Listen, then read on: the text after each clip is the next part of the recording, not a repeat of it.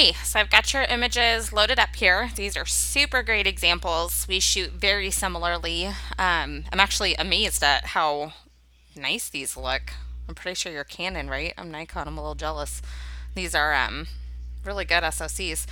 So I've played around with a couple of them. I just wanted to see how it looks, and I think that this set is wonderful for your work. Now, I'm going to kind of just show you what is in the set that I have on my site, and then I'll show you kind of what I do in Photoshop too, and it's all pretty quick and simple. So if you can watch the navigator up here as I scroll through, there's a nice little preview, and there's some sun flares and stuff too. They work on certain photos. Okay, so I've got a couple black and white presets, and then there's 8 color presets, and they're all a little bit different. One of my favorites that I personally use is C8, and C is just for color, so you know those are all. And I usually always have to warm it up just a tiny bit because, as you know, when you shoot underexposed, it can be a little cooler. I think all raws are just cool in general. So that's basically one click. That is one click right there if you just adjust for your white balance and your exposure. Okay, so we'll kind of get that right where we want it. Ooh, it's a little cold. Just something that looks kind of nice. And then, oh, C2 is beautiful. So I'll just kind of cycle through them so that you can see. And they all just, they shift light a little bit differently. They all kind of have a different look. C6 and C7 are super mellow. Those are more tone curve based. I really like these. So yeah. So as you can see, there's that. So that's your raw. And then we'll just pop. Let's see, what did I like? Let's do C3. Boom. One click. That looks amazing. And I'll show you. This one looked really good. Beautiful straight out of camera. Let's see. C5 was amazing on this one. Boom. Just one click. You can even maybe bring that down. Sometimes with the way these pop light, you'll need to bring exposure down some. And these are great because they can actually be like, you can still do the moody and the dark, and then you can bring in, if you want like lighter and airy, you can do that too. So yeah, C5 I think is the one. Oh, that's pretty too. These are all super pretty. C8 is just my favorite, and what it does is it takes a lot of yellow out of the image. So sometimes it can make greens either look amazing or a little drained. So if you ever feel like you're missing a color, come check out down here. And that's what I do. I enhance, if I really want my blues to come out, well, it's luminance. If I really want the blues to come out, things like that, you can make adjustments here on those colors. So there's lots of moving parts, but they're all pretty one click and very adjustable. The black and whites are really classic looking. There's one that's like that, and then the other one's a little more moody with some clarity and a little bit of grain bumped up. And then I'll take you over to this image. These all were super pretty, just even one click. Ooh, so you got some different options there. Kind of just changes some of the tones with each one. Really depends on the image. I really like C8 as usual, so we'll warm that up a tiny bit. And then I'm going to put it like right here, and I'm going to pop into Photoshop. Which one do I want to? Maybe we'll Photoshop your Sedona one. We'll do a couple. I feel like that just maybe right there with the warmth. That's nice. Okay. We're just going to throw all 3 of these into Photoshop real quick. Maybe. Get it together, Amanda.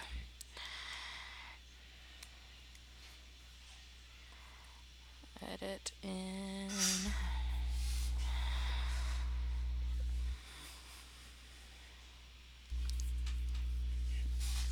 So we're going to pull these into Photoshop. And the other thing that I recommend, this is the kind of workflow that I do, is I do Lightroom, open into Photoshop, make a couple adjustments, save right back into Lightroom. And these actions work very well for it. So what I did, this Indigo Dreamcatcher set is the set that I'm going to offer you. Basically, it's kind of like my greatest hits over the last 4 or 5 years of some of my favorite ones that I've created. Just some stuff that's worked really well. The one thing that I do to all my photos to give it that really deep just pop in color is I've got a couple of these actions, Everclear and Dreamcatcher. Everclear is super intense. It usually needs to be turned down. Like you click it and you're just like, whoa, because that's up 100%. That you turn down to like right there. And I might, wherever you want it. It depends really on the photo. So like that's Everclear and you can kind of see the difference. It shifts that light and puts that little bit of pop in it. I use that one sometimes. My favorite is the Dreamcatcher, which is what the set is named after. I love that one. This one just does something with the light and the color that I cannot explain. It's through blending layers. It's amazing. I love it. And you can adjust. I mean, this one is good intense. It's good with just a little bit, just nice and subtle. So you can see kind of that pop that it gives. So I love, love, love Dreamcatcher, and it just does beautiful things for the color that I can't get in Lightroom. There's a flawless skin one that is a technique that I use that's a little bit different for the skin. It's based off a dust and scratches filter, and it's my favorite skin smoothing action, and it works fantastic. Depth of a Pop Star is a very subtle pop one. It literally just adds depth, kind of like a hug to your image. So those are the three kind of pops I use. Because some images, Dreamcatcher and Everclear, can be really intense color-wise. So I use Depth of a Pop Star a lot. Clarity is literally a paint-on sharpener. Now it copies the background layers, so you want to make sure that like you don't have extra background layers or anything in it. It will cover up, so it needs to sit on the bottom. But that one, you just, with your white layer mask, you can draw on full-blown sharpened details. People always ask me why these look so sharp, or, why certain details and stuff look sharp. I selectively sharpen, like maybe her hair, her lips, her eyes. I keep it off the skin. Any details that are in focus and you want to keep, sometimes it can, make them pop if you use it around the edges a little more. So it's just selective sharpening, super easy to use. It's probably going to be really hard to tell that one here on the screen recording at the resolution that it's at, but trust me, it's just a Sharpie, selective sharpener. One of my favorites is Vignette. I don't use a lot of intentional vignettes, but this one that I created a while ago, I love it. It deepens the outer edges of the photo. That one is another one that's intense. You got to lower it down, but it draws the attention into the center of the photo.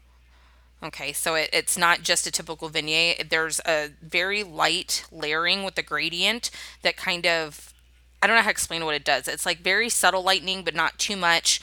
But it really draws the attention to the center.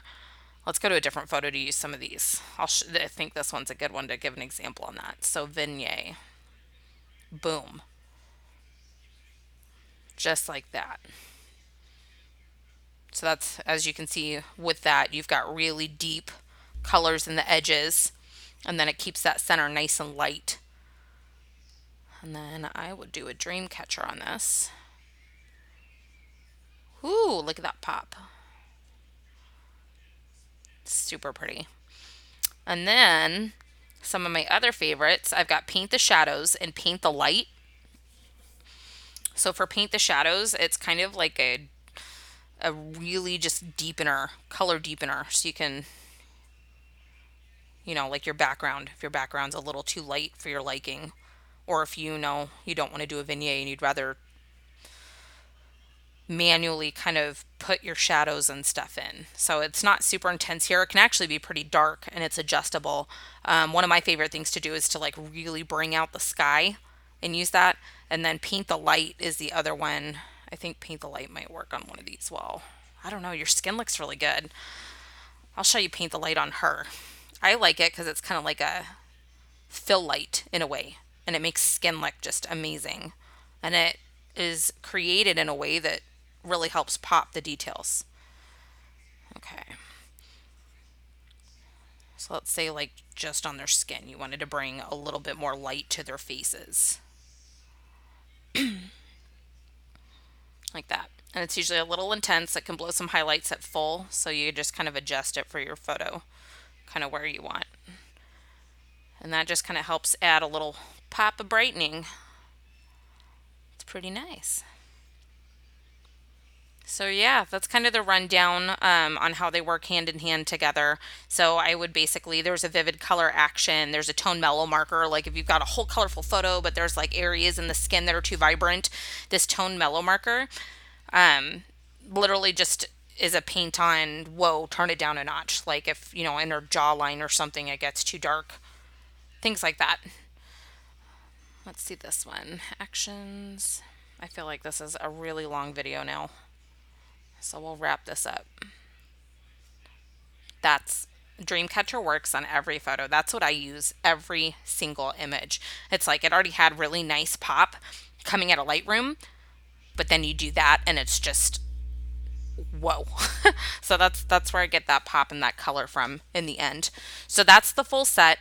I definitely recommend both if you kind of want to match my workflow. I feel like Lightroom is only capable of so much color wise and selective sharpening. If you want a smooth skin, things like that, super easy to use those actions in Photoshop. Otherwise, just the presets work amazingly, you know?